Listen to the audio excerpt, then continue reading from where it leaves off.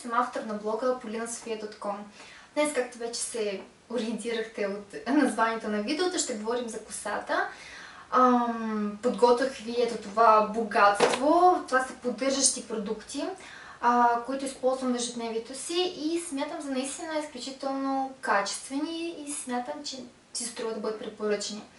От другата страна, те сами по себе си не вършат никаква чак така чудо работа, ако ние всичко не използваме в комплекс. Тоест не е задължително да кажем да използваме този шампуан с тази маска, но идеята е да има няколко етапа на една грижа за косата, т.е. качествено почистване, качествено увлажняване и задължително домашни маски. Т.е. ако ние разчитаме просто на керастаз и чи, макадамия, просто колкото да поддържаме здравето на косата си чрез лесни стъпки, това пак ще дава някакъв резултат, но огромен плюс в цялата тази история добавя зехтин, горчица, арган, затова съм писала вече в блога и ако имате някакви допълнителни въпроси, винаги може да се обърнете към мен да ви разкажа. Тоест, още от сега искам да разгранича тези два вида грижа за косата.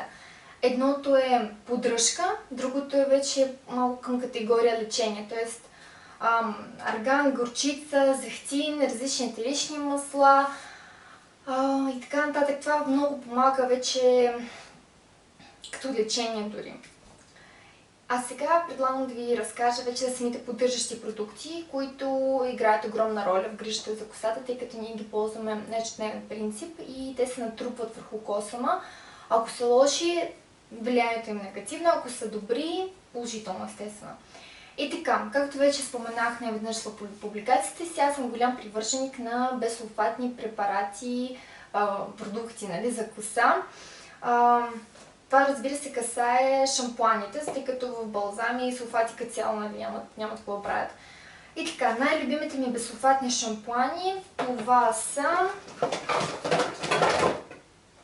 макадамия на първо място, заедно с чи. Тези два шампуана просто ги обожавам, боготворя и ще ги повтарям не веднъж. Значи всъщност всичките шампуани са безсулфатни, така че няма значение дали ще е от серията за обем или от серията за блясък, подхранване и така нататък. Като цяло просто самата марка има доста добра политика, според мен.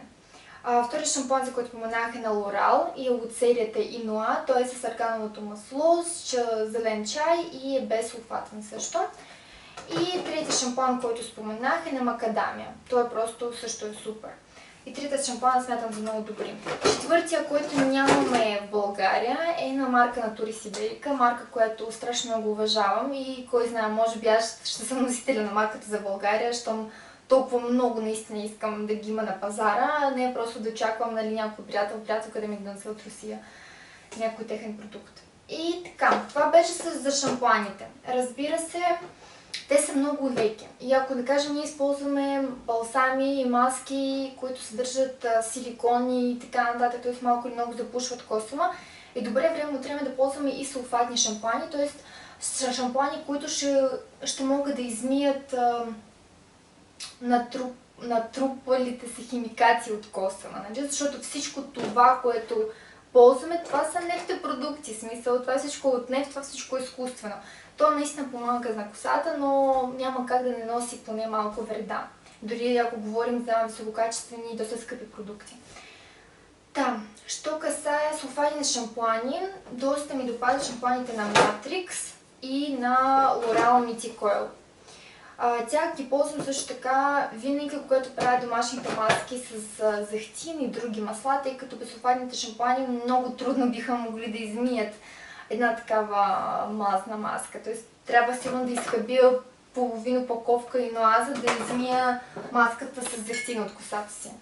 И за тази цел от огромна помощ са ми сулфатните продукти. Така, вече предлагам да минем към категория увлажняващите средства и ще започнем с балзамите за коса. Значи всичките балзами, скъпи, ефтини, съдържат силикони. Ако пък не съдържат силикони, като например не съдържат продуктите на Natura Siberica, на макадамия, то те просто са твърде леки. Тоест, да кажем, моята част от косата, ето тази по дължините е боядисана и тези продукти не са ми достатъчни, така би го нарекла. Може би някой ден, когато косата ми е изцяло вече, нали, моят свят, не е боядисана и така нататък, тогава може би те ще са ми от полза, но към този момент не ги смятам за перфектните. Както вече казах, предпочитам силиконови балсами и за целта съм си харесала ето тези два. Един е на Matrix, другия е на L'Oreal. Всъщност, какъвто и да е силиконов балзам да изберете, той ще увлажни косама и ще го затвори, така се каже. Защото, както знаете, след като смием косата, един косъм представлява все едно една елхичка, която на руски думата е чешуйки. За съжаление не знам как е на български и не мога да я употребя в момента, но идеята ми е, че косъмът трябва да бъде затворен. А единството, което може да го затвори, това са балзами, маски и продукти, които са без отмиване, но към тях ще минем след малко. И така, относно маските за коса, страшно много харесвам ето тези три маски. За някои от тях вече съм писала в блога, за други не. На първо място със сигурност бих сложила маската на макадамия.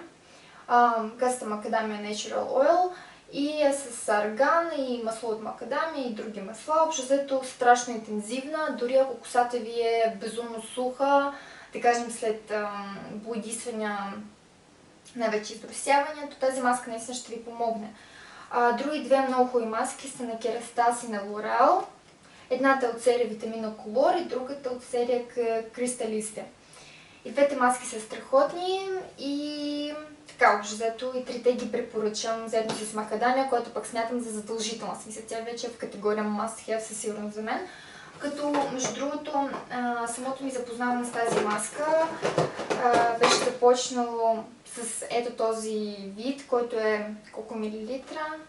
100 мл, а пък тази маска е 250 мл. Тоест, ако да кажем, си мислите, нали, че тя може да много да ви омазни косата, тъй като аз казах, че тя е свръх подхранваща, тогава може да започнете с една така по-малка версия на маската, просто да видите как ще ви действа. Задължително всичките продукти ще изброя долу под линка и ще можете да си проверите някакви други неща, които изпускаме. Вече стигнахме до момента с маслцата. Общото маслата ги обожавам. Доскоро ползвах ето този продукт на Kerastase, който е супер, харесвам го и със сигурност бих повторила, но в момента тествам нещо друго. Ето тези маслца на Чи. В момента този с белия трюфъл и перли ми е любимец, тъй като мирише просто превъзходно и оставя върху косата наистина един такъв копринен финиш. Между другото, много хора са се чудили като масло, нали, как го нанасям, да не ми омазни косата. Ето как. Отварям, сипвам малко по пръстите. Ето толкова общо.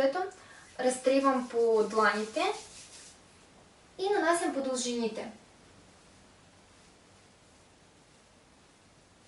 Това със сигурност много ще ви подхрани косама и ще го направи по-лесен за разресване и общото самата коса ще изглежда много по-жива и по-здрава. Разбира се, ако прекалите, ще има мазен ефект, както възможно при мен се наблюдава вече, тъй като аз когато си мих косата вече така доста нанесох от продукта и сега отново е двойна доза стана, но мен пак ми харесва, защото аз обичам, когато косама по краищата е много такъв здрав и плътен, а не сух, нали? Да. И други два продукта, които искам да спомена в това видео, са термозащитата на Чи и лак за коса на Kerastase. Когато се къдря, ползвам и двата продукта. Този спрей нанасям вече върху сухата коса, непосредствено преди накъдрянето на косата, а пък с Kerastase лака просто фиксирам къдриците. Последното нещо е четката. за което вече писах в блога. Това е Tangle Teether и е прекрасна четка. Разрезва косата наистина лесно и безболезнено. Със сигурност е готин подарък, ако да кажем имате приятелка, която търси четка и не знаете какво да й подарите. Между другото на Макадамия, ето този бранд, също има същата четка, която струва поне 2 пъти по-евтино, защото на българския пазар Tangle Teether струва около 35-40 лева, ако не греша, но може би греша, докато на Макадамия четката струва 2 пъти по-евтино, пък е абсолютно същата, т.е. пак е с такива гумени нещица общото. Хора, много се изморих в това видео, говорих глупости, имам предвид, говорих малко несвързано, малко хаотично. Който ме е догледал до края, благодаря му за вниманието. Обещавам следващото видео да е на по-високо ниво, да говоря по-хармонично, по-структурирано и по-смислени неща. В смисъл, днес пак говорих смислено, нямаше нищо излишно. Просто не знам дали подбирах правилните думи, за да донеса посланието си към вас, но следващия път ще се постарая повече. Поздрави за сега, чао! Той за сега чао и поздрави. И ако има нещо, пишете.